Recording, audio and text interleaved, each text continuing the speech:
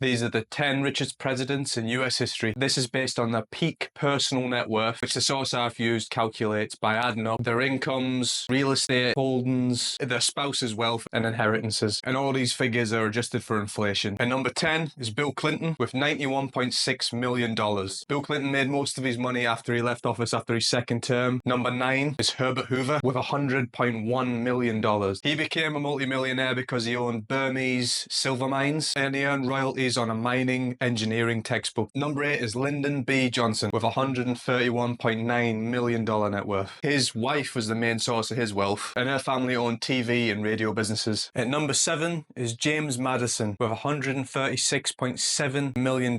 Madison inherited his wealth from his plantation-owning parents. At number 6 is Andrew Jackson with $160.1 million. Jackson was a plantation owner, and slavery was the main source of his wealth. At number 5 is Teddy Roosevelt with $168.6 million.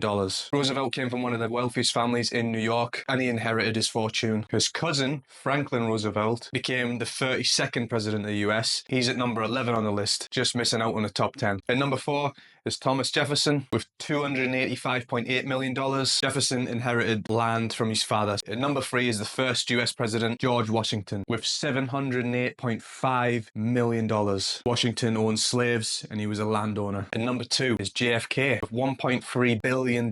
Most of JFK's wealth was inherited, and his dad, Joseph Kennedy, made most of the family's money as an investor. In 1934, he actually became the first chairman of the Securities and Exchange Commission, the SEC. And at number 1 is Donald Trump with a $3.7 billion net worth. This does fluctuate. It has been reported to be as high as $5.5 billion. A lot of his earnings are through real estate and his Trump Media and Technology Group. Did any of these surprise you? Comment down below.